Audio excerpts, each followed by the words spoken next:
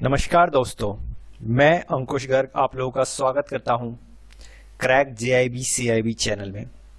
आज के वीडियो में हम लोग सीखेंगे बॉन्ड्स के बारे में, यानी कि एएफबी में accounting and finance for bankers में चैप्टर 2।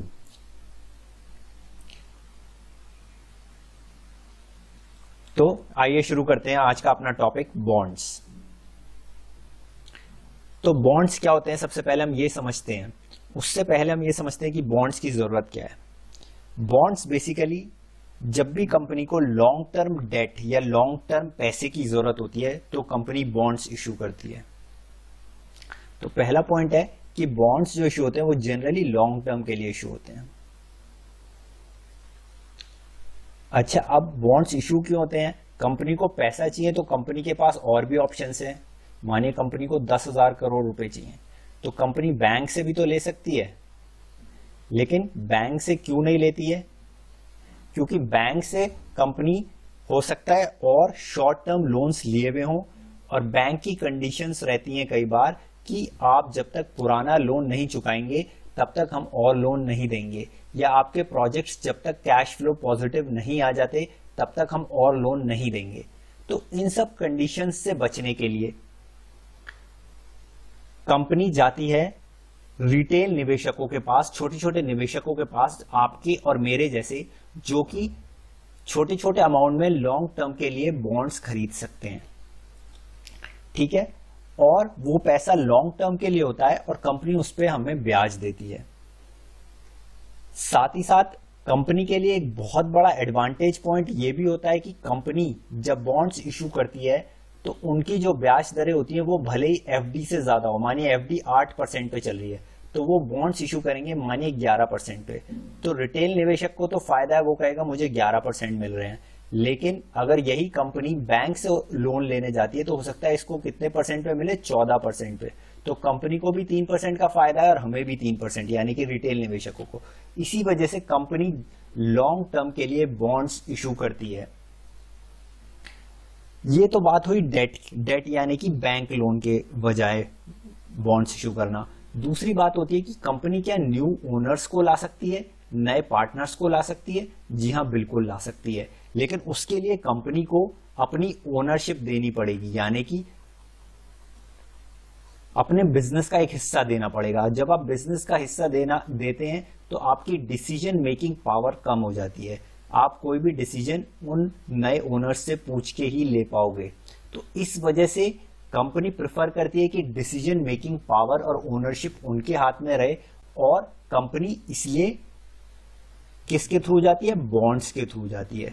तो हमने इस स्लाइड में बेसिकली 2 पॉइंट समझे हैं कि बॉन्ड्स क्या होते हैं। जब हमें लॉन्ग टर्म पैसे की जरूरत होती है तो कंपनी जाती है रिटेल निवेशकों के पास, आपके और मेरे निवेशकों के पास, पैसा इकट्ठा करने के लिए।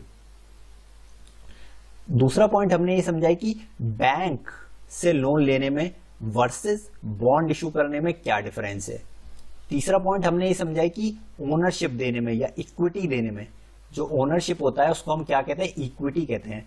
वर्सेस बॉन्ड में क्या डिफरेंस है। तो जब भी कंपनीज को बड़े अमाउंट और बिग टाइम के लिए, बिग अमाउंट और बिग टाइम चाहिए होता है तो कंपनीज बॉन्ड के थ्रू पैसा जुटाती हैं, और इसके फायदे मैं आपको बता चुका हूं।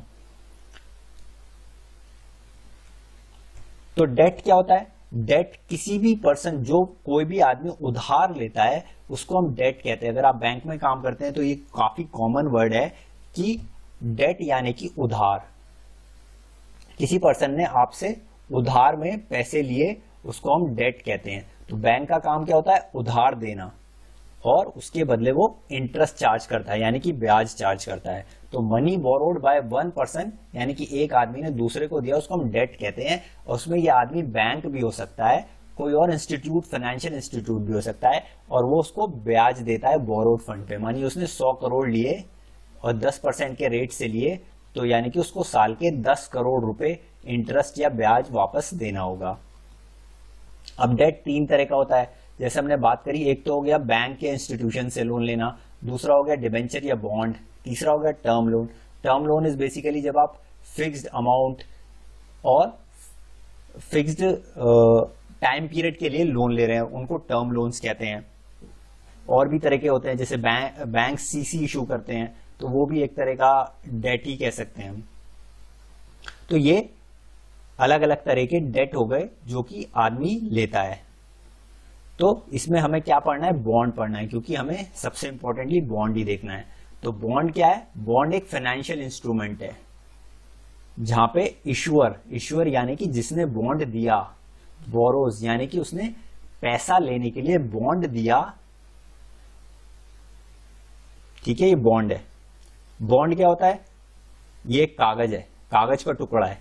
जैसे कि आपने सपोज करिए लोन लिया, तो लोन के बदले ऐसा नहीं है कि वो आपको हाथ में पैसे देंगे, पैसे हो सकता है वो डायरेक्ट ट्रांसफर कर दें, लेकिन आपके हाथ में कागज देंगे। तो बॉन्ड भी एक कागज है। इस कागज पे क्या लिखा होगा, कितने रुपए का है, 1,000 रुपए का बॉन्ड है, 10,000 रुपए का बॉन्ड है, 5,000 रुपए का बॉन्ड है, ठीक है। और साथ ही साथ इसकी मेच्योरिटी लिखी होगी, कब ये पूरा होगा, साथ ही साथ इसका इंटरेस्ट लिखा होगा, कितने ब्याज इस पे मिलेगा। तो ये एक कागज के टुकड़ा बॉन्ड जो है एक फाइनेंशियल इंस्ट्रूमेंट है, जहां पे इशुअर कौन, कंपनी जिसे पैसे चाहिए। तो इशुअर कौन है, कंपनी है, पैसे चाहिए। बोरोवर है यानी कि पैसे लेने वाला, और इसने हमको या पब्लिक को बॉन्ड दिया, तो वो बॉन्ड होल्डर है, यानी कि उनके पास, जैसे हम कहते हैं बॉन्ड धारक, जैसे शेयर के केस में कहते हैं हम शेयर होल्डर यानी कि शेयर धारक, तो बॉन्ड होल्डर यानी कि बॉन्ड धारक। तो बॉन्ड इनके पास है, तो इनके पास एक तरह से अधिकार हो गया कि एक लिखित में हो गया कि इन्होंने इतने पैसे इस कंपनी को दिए और इस ब्याज दर पे दिए और इतने टाइम पीरियड के लिए दिए, ठीक है। तो ये इसको हम बॉन्ड होल्डर कहेंगे।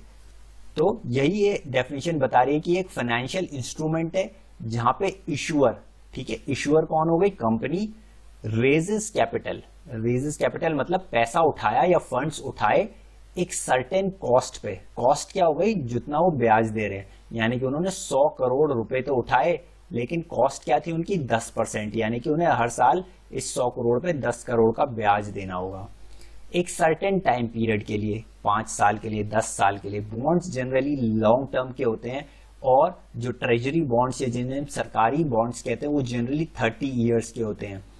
आपने सुना होगा कि जितनी भी ये NHAI जो लॉन्ग जेस्टेशन प्रोजेक्ट्स होते हैं, मतलब जो लंबे चलने वाले प्रोजेक्ट्स होते हैं, यानी कि NHAI ने आज एक रोड बनाई, उस रोड बनाने में बहुत खर्चा आएगा, तो उन्होंने आज बॉन्ड के जरिए मानिए 25,000 करोड़ रुपए उठाए, लेकिन ये पैसा इनको एकदम वापस नहीं मिलेगा। इनको कैसे मिलेगा, टोल के रूप में साल दर साल 25 साल तक मिलेगा। तो इसी तरह ये 25,000 करोड़ पब्लिक से उठाएंगे, उनको जो इंटरेस्ट आएगा वो देंगे, और 25 साल के बाद पूरा पैसा जो आएगा वो वापस कर देंगे। तो ये एक बहुत ही इंपॉर्टेंट और अच्छा एग्जाम्पल है जो आप समझ सकते हैं। NHAI के बॉन्ड्स आते हैं, सिमिलरली RECs के आते हैं, रूरल इलेक्ट्रिकल कॉर्पोरेशन और PFC। तो इन सब जो सरकारी कंपनी जिनके प्रोजेक्ट्स बहुत लंबे चलते हैं, क्योंकि ये इलेक्ट्रिसिटी रिलेटेड प्रोजेक्ट्स लगाते हैं, ये रोड्स बनाते हैं, तो ये बहुत ही लंबे चलने वाले प्रोजेक्ट्स हैं। तो ये 30-30 साल के बॉन्ड्स निकालते हैं, जहां पे ये आपको हर साल पैसा देते हैं। हालांकि 5 year, 10 year, 20 year, 30 year, 50 year, इस तरह की मैच्योरिटीज बॉन्ड्स की होती है जनरली। इंटरेस्ट जो बॉन्ड पे दिया जाता है, ठीक है, हमने जो पैसा दिया उस पर हम कुछ इंटरेस्ट भी देंगे, उस इंटरेस्ट को हम कूपन कहते हैं। तो कूपन एक बहुत इंपॉर्टेंट टर्म है इसमें, ठीक है। तो बॉन्ड क्या हो गया, एक कागज हो गया जिसपे लिखा हुआ है कि हमने इतने पैसे दिए, इतनी कॉस्ट पे दिए, यानी कि इतनी हमारी ब्याज दरें हैं, और इतने टाइम पीरियड के लिए दिए, ठीक है। बॉन्ड समझ गए हम। अब हम इसकी कुछ और प्रॉपर्टीज समझते हैं।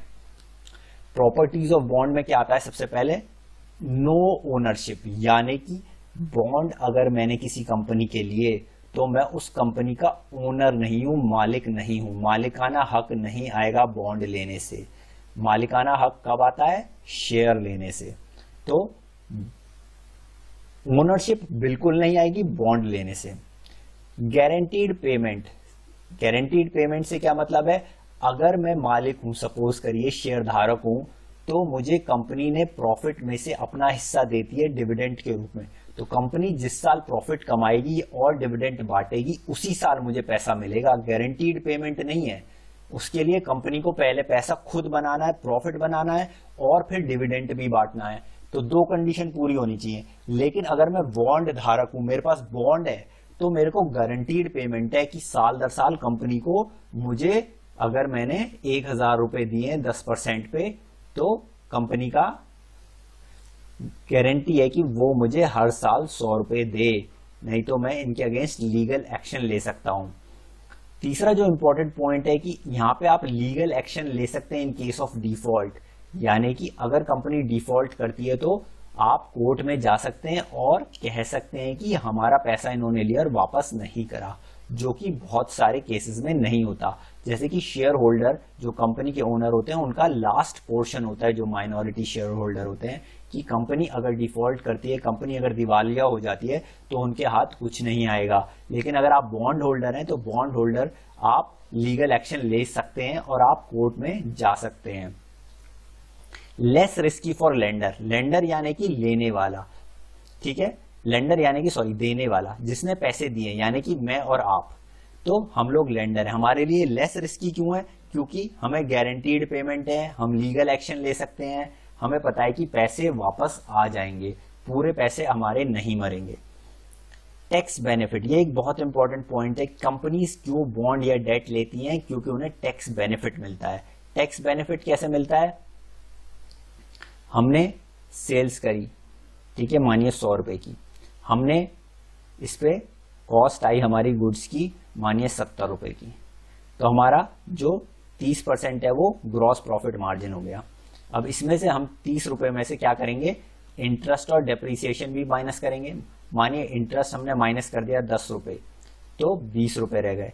तो अगर ये इंटरेस्ट 10 रुपए माइनस ना करते तो हमें 30 रुपए पे टैक्स भरना पड़ता, लेकिन अब हमें 20 रुपए पे टैक्स भरना पड़ेगा। मानिए कि 30% से हमें टैक्स भरना है 6 करोड़ रुपए, ठीक है। इसी तरह 30 करोड़ पे अगर हम 30% से टैक्स भरते तो 9 करोड़ रुपए, तो यानी कि हमें कितने रुपए बच गए? 3 करोड़ रुपए बच गए। क्यों? क्योंकि हमने ये ब्याज पे कर दिया। तो हमारी जो कॉस्ट आई, यानी कि अगर हमने 100 करोड़ पे 10 करोड़ का इंटरेस्ट दिया तो 3 करोड़ का हमें वैसे भी फायदा हो गया। तो हमारी जो 10% की ब्याज दर थी वो घट के कितनी रह गई? 7% केवल। तो टैक्स बेनिफिट मिलता है कंपनी को, ये बहुत ही बड़ा फायदा है, इसलिए कंपनीज बॉन्ड या डेट को प्रेफर करती हैं। टाइम पीरियड बिल्कुल फिक्स होता है इस केस में, और जनरली जैसे मैंने कहा ये लॉन्ग टर्म के लिए होते हैं। जैसे कि शॉर्ट टर्म इंस्ट्रूमेंट जैसे सीडीज हुए, कमर्शियल पेपर हुए, मनी मार्केट इंस्ट्रूमेंट्स हुए, ये बॉन्ड्स में काउंट नहीं होते हैं। नेक्स्ट जो इंपॉर्टेंट प्रॉपर्टी है इनकी वो है ट्रांसफरेबल, यानी कि मेरे पास अगर 1000 रुपए का बॉन्ड है तो मार्केट में मैं जाके इसको 1100 रुपए का बेच के आ सकता हूं। मिस्टर ए ने मिस्टर बी को बॉन्ड बेच दिया, 1000 रुपए का बॉन्ड 1100 रुपए में मिस्टर बी को बेचा है मैं, ठीक है, तो ये ट्रांसफरेबल है। तो ये इंपॉर्टेंट प्रॉपर्टीज है बॉन्ड्स की, जो कि आप लोगों को एक बार पढ़ सकते हैं, ध्यान रख सकते हैं। अब उसके बाद हम आते हैं अपने नेक्स्ट टॉपिक पे कि टर्म्स यूज्ड इन बॉन्ड्स, कि क्या क्या टर्म यूज होते हैं बॉन्ड्स में। पहला टर्म जो यूज होता है उसको हम कहते हैं पार वैल्यू या फेस वैल्यू।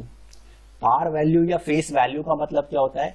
वैल्यू जो कि बॉन्ड की फेस यानी कि उस कागज के ऊपर लिखी होती है। जैसे कि हमने बात करी, हमारा बॉन्ड 1000 रुपीज का है, तो हमारी जो फेस वैल्यू होगी वो क्या होगी? 1000 रुपए। कूपन रेट क्या होता है? जो कि बॉन्ड का इंटरेस्ट मिलेगा, ये हम पहले भी देख चुके हैं।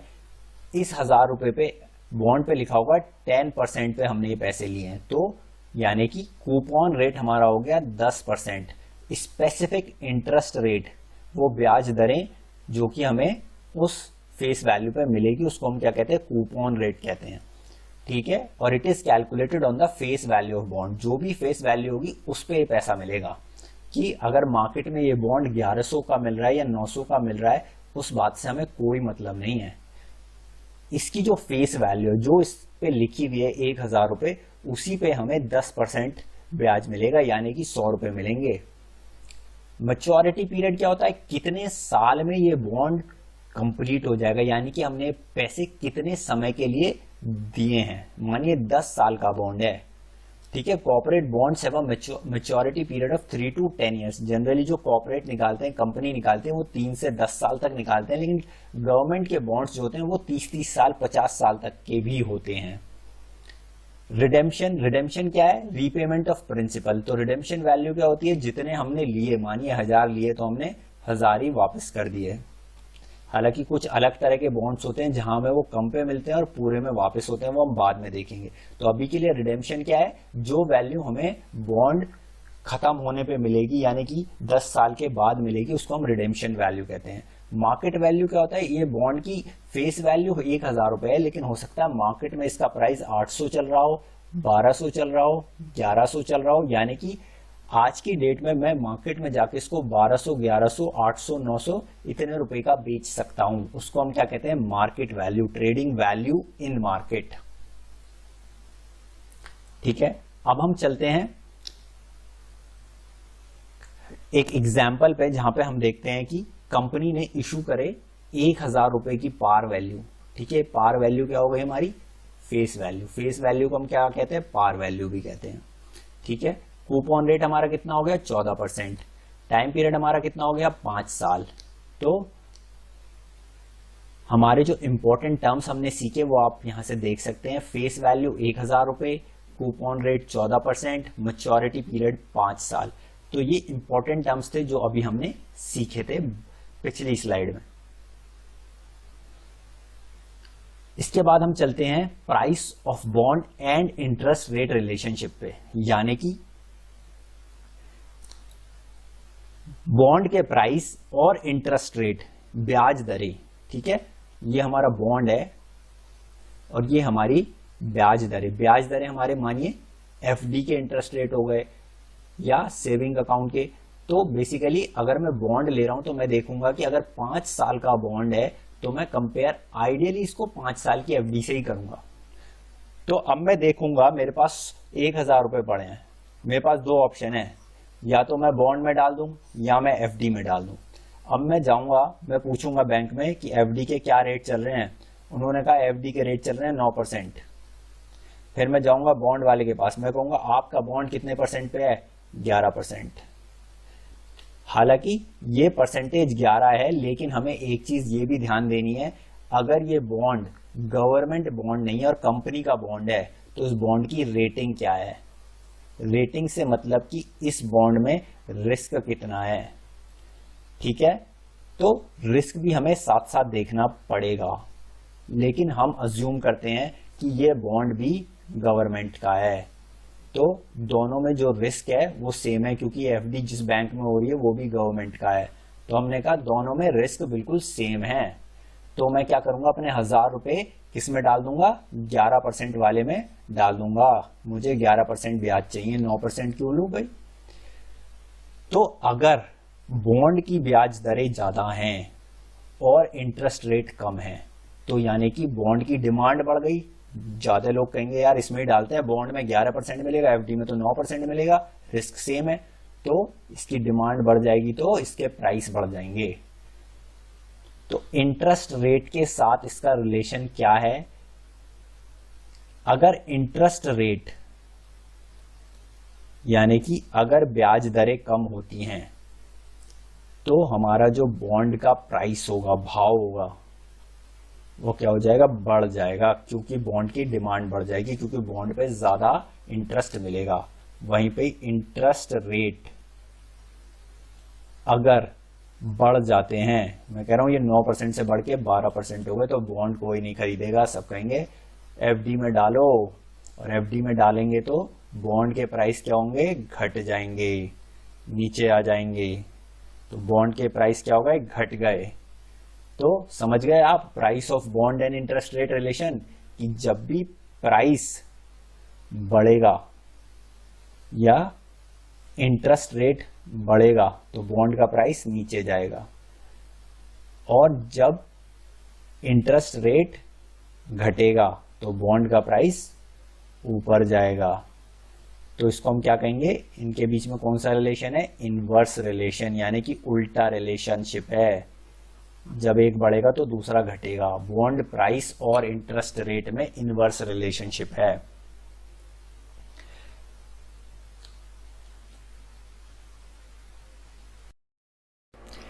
टाइप्स ऑफ बॉन्ड, कितने तरीके के बॉन्ड्स होते हैं? बहुत सारे डिफरेंट तरीके के बॉन्ड्स होते हैं। तो इसमें हम देखेंगे कौन कौन से इंपॉर्टेंट टाइप के बॉन्ड होते हैं आज। सबसे पहला और मोस्ट इंपॉर्टेंट है वो होता है जीरो कूपन बॉन्ड। जैसे कि हम लोगों ने पढ़ा था, कूपन रेट या कूपन क्या होता है? जो कि ब्याज या इंटरेस्ट होता है। तो अगर 1000 रुपए का बॉन्ड है और हमने उस पर बात करी थी 10% का इंटरेस्ट या कूपन रेट है, तो हमें 100 रुपए ब्याज के मिलते हैं। इसका मतलब अगर कूपन जीरो है, कूपन जीरो है इसमें बॉन्ड में, जैसा कि नाम सजेस्ट कर रहा है, यानी कि ये बॉन्ड में इंटरेस्ट या ब्याज नहीं मिलता। This bond offer zero coupon that is no interest.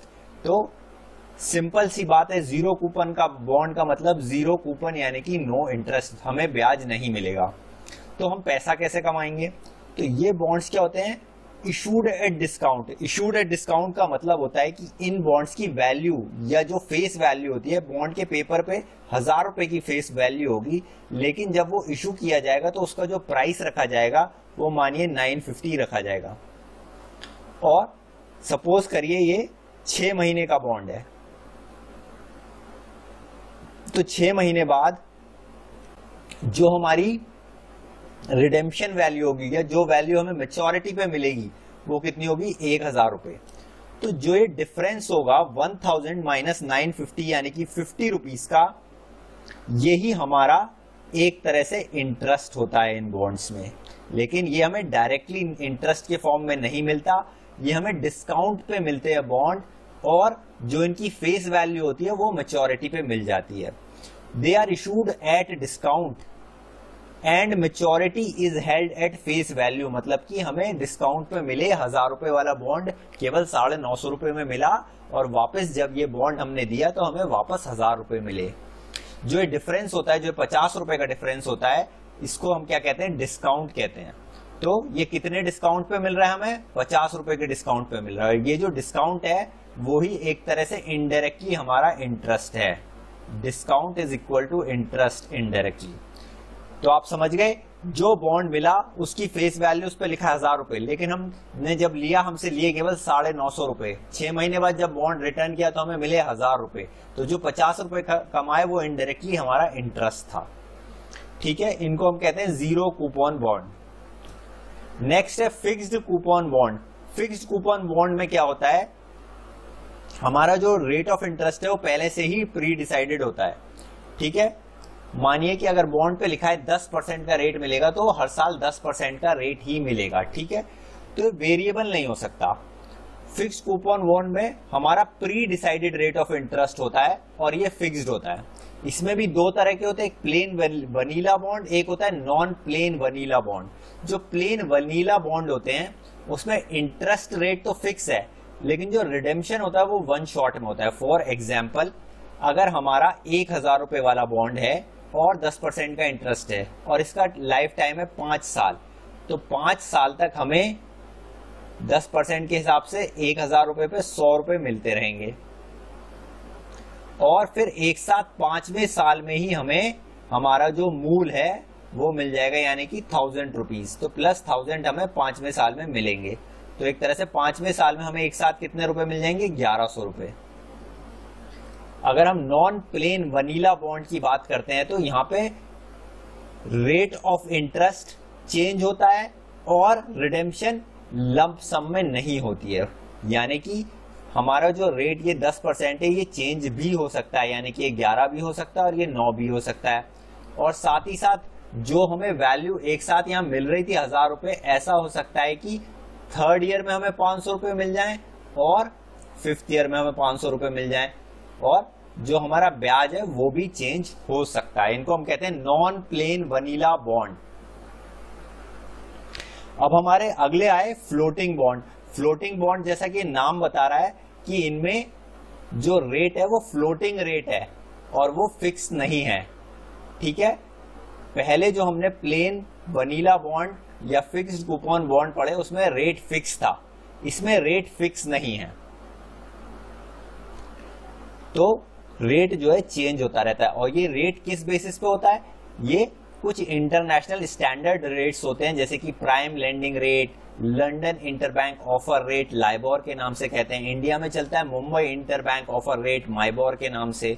तो अगर ये बॉन्ड हमें मिला है तो इनके जो रेट्स कोट होते हैं, सपोज करिए वो इस तरह से होगा, माइबोर प्लस 1% या 100 basis point, LIBOR plus 200 basis points. तो जब भी लाइबोर मानिए अगर 3.4% है तो उसमें हम 200 बेसिस पॉइंट और करके 5.4%। अब हमारा लाइबोर जो है घट के 3.2 रह गया, तो हमारा जो ब्याज दर रह जाएगा बॉन्ड पे वो कितना रह जाएगा? 5.2। तो ये चेंज होता रहेगा।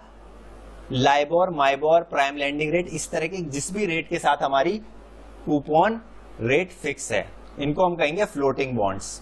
अगले हमारे आते हैं परपेचुअल बॉन्ड्स। परपेचुअल बॉन्ड्स वो बॉन्ड्स होते हैं जो कि कभी खत्म नहीं होते, यानी कि perpetual bond is a fixed income security with no maturity date, यानी कि इनकी कोई मैच्योरिटी डेट नहीं होती। जैसे हम कह रहे थे कि बॉन्ड मानिए 10 साल के लिए इशू हुआ है, 20 साल के लिए इशू हुआ है, 30 साल के लिए इशू हुआ है, लेकिन ये इनकी कोई डेट ही नहीं है, कभी खत्म ही नहीं होंगे, आपको देते ही रहने।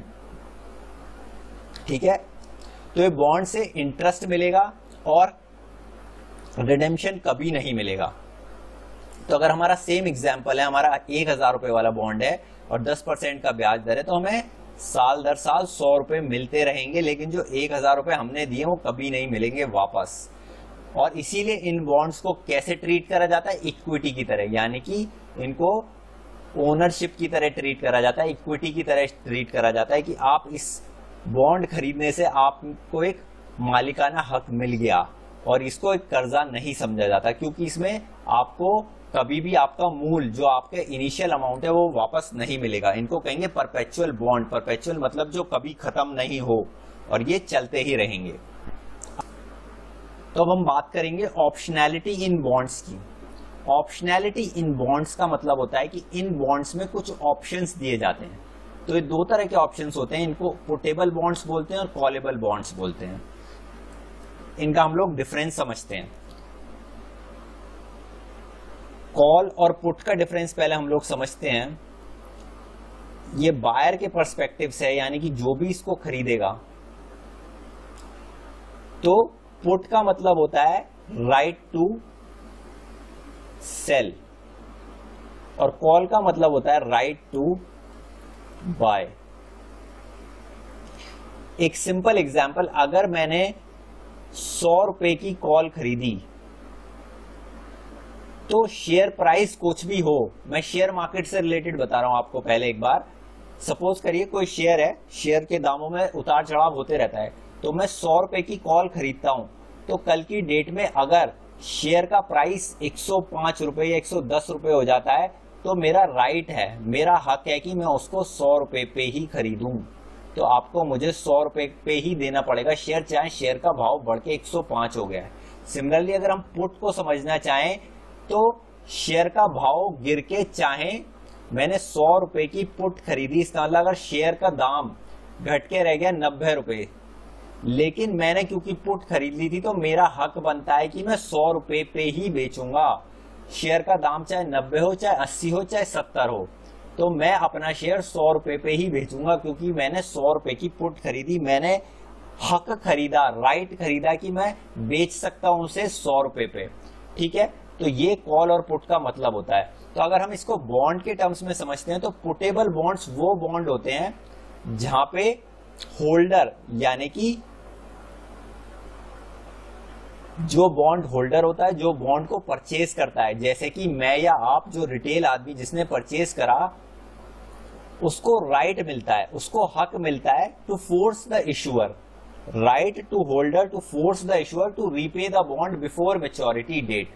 यानी कि अगर मैंने 1000 रुपए का बॉन्ड खरीदा 5 साल की ड्यूरेशन के लिए, लेकिन मैंने पुटेबल बॉन्ड खरीदा, तो मैं क्या करूंगा, मैं 3 साल बाद कहूंगा कि मुझे ये बॉन्ड बेचना है, और जो कंपनी ने मुझे बॉन्ड दिया है उसको ये बॉन्ड खरीदना पड़ेगा, क्योंकि मैंने पुट ऑप्शन खरीदा है। तो पुटेबल बॉन्ड मतलब वो बॉन्ड जो खरीदार मैच्योरिटी डेट से पहले भी बेच सकता है, उसका हक है कि वो उस डेट से पहले भी पुट डेट, यानी कि ये डेट भी पहले से ही डिसाइडेड होती है, उस डेट को ये बेच सकता है। Bonds can be redeemed by the investor before maturity are called puttable bonds. ठीक है, जो भी मैच्योरिटी से पहले हम रिडीम करा सकते हैं, यानी कि भुना सकते हैं, यानी कि उनके पैसे वापस ले सकते हैं हम अपने, उनको हम पुटेबल बॉन्ड्स कहते हैं। इसी तरह से कॉलेबल बॉन्ड्स वो होते हैं जिसमें ऑप्शन मिलता है, लेकिन इस बार ऑप्शन किसको मिलता है? इशुअर को। जो पुटेबल बॉन्ड्स होते हैं उनमें होल्डर को ऑप्शन मिलता है, और जो कॉलेबल बॉन्ड्स होते हैं उसमें इशुअर को, यानी कि कंपनी को, जो कंपनी इशू कर रही है, जिस कंपनी ने हमसे पैसा लिया, उसको ये हक मिलता है, राइट मिलता है कि वो बॉन्ड हमसे खरीद सकती है at a pre determined price. Maturity से पहले खरीद सकती है और ये प्राइस पहले ही डिटरमाइन हो जाएगा, इसको हम कॉल प्राइस कहेंगे। और डेट्स भी प्री डिटरमाइन हो जाएंगी और इनको हम कॉल डेट्स कहेंगे। और कंपनी ऐसा कब करेगी? जब इंटरेस्ट रेट्स गिर रहे होंगे, यानी कि कंपनी ने जब हमें बॉन्ड दिया था तो कंपनी ने हमें कितने परसेंट पे दिया था? 10% पे, लेकिन आज की डेट में मार्केट में इंटरेस्ट कितना है? 9%। तो कंपनी क्या कहेगी? इनसे बॉन्ड वापस ले लेते हैं और 9% पे नए बॉन्ड निकाल देते हैं, या फिर बैंक से पैसा ले लेते हैं 9% पे। तो आप समझ सकते हैं कि कॉलेबल बॉन्ड्स वो जो कंपनी कभी भी वापस ले सकती है, इशूअर कभी भी वापस ले सकता है, खरीद सकता है। और पुटेबल बॉन्ड्स वो जो कि होल्डर कभी भी वापस दे सकता है। ठीक है, तो ये दो तरह के ऑप्शंस होते हैं बॉन्ड्स में, पुटेबल बॉन्ड्स और कॉलेबल बॉन्ड्स। और बाकी तरह के बॉन्ड्स क्या होते हैं? High yield bonds. High yield bonds कौन से होते हैं? जो कि इन्वेस्टमेंट ग्रेड के नहीं होते, यानी कि जो कंपनीज की फाइनेंशियल हेल्थ, यानी कि उनकी बैलेंस शीट बहुत अच्छी नहीं होती, उनके जो बॉन्ड्स होते हैं वो जो रेटिंग एजेंसीज कहती हैं ये इन्वेस्टमेंट ग्रेड के नहीं है, कि आप इनमें इन्वेस्ट मत करिए, इनमें आपका पैसा डूब सकता है। लेकिन जो रिस्की इन्वेस्टर्स होते हैं वो इनमें पैसा डालते हैं, और इनको क्या कहते हैं हम? High yield. और जो डालते हैं तो इनकी परसेंटेज बहुत ज्यादा मिलती है, यानी कि अगर मार्केट में 10% का रेट है तो हो सकता है इन बॉन्ड्स में हमें 20% का रेट मिले। तो इनको हम हाई यील्ड बॉन्ड्स कहते हैं, यानी कि बहुत ज्यादा ब्याज दर मिलती है। और दूसरा नाम है जंक बॉन्ड। जंक बॉन्ड मतलब कि बेकार बॉन्ड, तो इनको हम हाई यील्ड या जंक बॉन्ड कहते हैं। उसके बाद आते हैं हमारे कन्वर्टेबल बॉन्ड। इन बॉन्ड में हमें क्या ऑप्शन मिलता है? इन बॉन्ड्स को हम शेयर्स में कन्वर्ट करा सकते हैं, यानी कि हम बॉन्ड देके कुछ नंबर ऑफ शेयर्स ले सकते हैं जिस भी कंपनी के बॉन्ड हैं, इनको हम कहते हैं कन्वर्टेबल बॉन्ड। इसके बाद आता है इन्फ्लेशन इंडेक्स बॉन्ड। इसमें जो हमारा प्रिंसिपल यानी कि मूल और ब्याज दोनों ही इन्फ्लेशन से लिंक होता है, यानी कि अगर हमारा मूल 100 रुपए है तो वो इन्फ्लेशन से लिंक है, यानी कि हमें इंटरेस्ट जो मिलेगा अगर वो भी 10% है और उस पर इन्फ्लेशन हम लगा रहे हैं प्लस 3%, तो 10 प्लस 3% ऑफ 10%, ठीक है, यहाँ पे टोटल 3% नहीं, तो अगली बार हमें ब्याज बढ़ के मिलेगा। सिमिलरली हमारा जो मूल है, प्रिंसिपल है, वो भी इन्फ्लेशन के अकॉर्डिंग बढ़ता जाएगा साल दर साल। इनको हम कहते हैं इन्फ्लेशन इंडेक्स्ड बॉन्ड। इसके बाद आते हैं हमारे एसेट बैक्ड सिक्योरिटीज। इसमें क्या होता है? इंटरेस्ट और प्रिंसिपल पेमेंट दोनों ही बैक्ड होता है, या उसके पीछे क्या होता है? Cash flow from other assets. और ये अदर एसेट्स क्या होते हैं? जैसे कि हम मोर्टगेज देते हैं, मतलब कि हमने मानिए 100 लोगों को उधार दिया पैसा घर के लिए, उन्होंने घर बनाना था। अब उनसे जो हमारे पैसे आएंगे इंटरेस्ट, उनके बेसिस पे हमने कहा ये तो 20 साल तक आते रहेंगे, तो हमने इनके 20 साल के जो पैसे आए इनको एक अकाउंट या एक जगह डाल के बोला कि इसकी अलग अलग टुकड़े करके बॉन्ड बना दिए, और जो इन बॉन्डों को खरीदेगा उनको ये पैसे मिल जाएंगे जो भी हमें हर साल का इन 100 घर खरीदारों से पैसा आएगा। तो बेसिकली ऐसा मानिए कि एक एसेट बन गया कि जहां पे होम बायर्स जिन्होंने लोन पे होम खरीदा, जब भी वो अपनी इंटरेस्ट पेमेंट करेंगे तो इन बॉन्ड होल्डर्स को वो पैसे मिल जाएंगे। सबऑर्डिनेट बॉन्ड कौन से होते हैं? इनकी लो प्रायोरिटी होती है, यानी कि अगर कंपनी दिवालिया हो जाती है तो इनको सबसे बाद में पैसे मिलेंगे, तो इनकी लो प्रायोरिटी होती है लिक्विडेशन के दौरान। कवर्ड बॉन्ड क्या होते हैं? ये सेम होते हैं जैसे कि एसेट बैक्ड सिक्योरिटीज मैंने बताए थे, कैश फ्लो फ्रॉम मॉर्टगेजेस, लेकिन इनमें फर्क केवल इतना होता है, जो एसेट बैक सिक्योरिटीज होती हैं वो बैलेंस शीट में नहीं होती हैं, और ये बैलेंस शीट में होते हैं इश्यूअर की, यानी कि कंपनी की बैलेंस शीट में रहेंगे, और ये तो कंपनी की बैलेंस शीट से ही हट जाएंगे।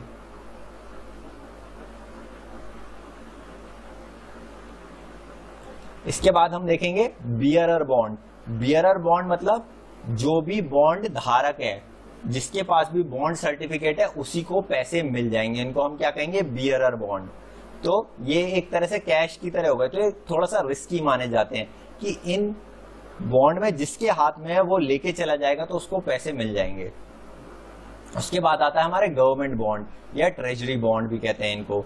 ये डिफॉल्ट रिस्क नहीं होते, यानी कि इनमें पैसे मरने का कोई रिस्क नहीं है, क्योंकि ये गवर्नमेंट से बैक्ड है, गवर्नमेंट हमारा पैसा देगी, सरकार हमें पैसा देगी।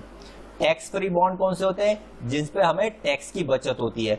आपने सुना होगा बहुत सारे बॉन्ड्स इस तरह के निकलते हैं, जैसे NHAI के बॉन्ड्स निकलते हैं, national highway authority of India के बॉन्ड्स निकलते हैं। इनमें आप अगर पैसा इन्वेस्ट करते हैं तो आपको टैक्स फ्री, टैक्स में छूट मिलती है। उसके बाद आते हैं हमारे मसाला बॉन्ड्स। मसाला बॉन्ड्स वो बॉन्ड्स होते हैं जो कि हम बाहर विदेशों में बॉन्ड्स लाते हैं, यानी कि मैं इंडिया की कंपनी और मुझे बाहर यानी कि यूएस के इन्वेस्टर से पैसा लेना है, तो मैं मसाला बॉन्ड निकालूंगी। मसाला बॉन्ड इनका नाम इसलिए रखा है क्योंकि ये इंडिया की हेरिटेज को रिप्रेजेंट करते हैं, आउटसाइड इंडिया की छवि को रिप्रेजेंट करते हैं, और इनको हम रुपी टर्म्स में डिनोमिनेट करते हैं, यानी कि ये बॉन्ड रुपी टर्म्स में होंगे। हम कहेंगे कि हमें मानिए 1000 रुपए चाहिए और 10% ब्याज चाहिए, लेकिन इसमें जो रिस्क होता है, समझिए अगर जब बॉन्ड इन्वेस्टर ने खरीदा तो $1 था 50 रुपीस के बराबर, और जब 10 साल बाद बेचा उसने तो था 100 रुपए के बराबर। अब ये समझिए कि अगर 1000 रुपए उसने जब 50 रुपए के हिसाब से डाले थे तो उसके कितने लगे थे, $20, और जब उसको वापस मिले तो उसको कितने मिले, 1000 बटे 100 यानी कि $10। तो ये जो रिस्क है उसके तो पैसे घट गए, तो ये रिस्क कौन उठाएगा, ये इन्वेस्टर उठाएगा, क्योंकि ये रुपी में डिनोमिनेटेड है, डॉलर में डिनोमिनेटेड नहीं है, यानी कि कंपनी को जो पेमेंट करना है वो 1000 रुपए में करना है, इसको डॉलर में नहीं करना है। तो इनको हम क्या कहते हैं, मसाला बॉन्ड। ये कहाँ इशू होते हैं, बाहर, यानी कि विदेशों में इशू होते हैं, और इंडिया की कंपनी इनको इशू करेगी। तो ये बहुत सारे अलग अलग तरीके के बॉन्ड्स हैं, और इनसे क्वेश्चन जरूर आएगा एग्जाम में, आपको जरूर 1 से 2 क्वेश्चन इस टॉपिक से मिलेंगे। आज के वीडियो में इतना ही। वीडियो पसंद आए तो लाइक और शेयर जरूर करिए। Thank you for watching the video.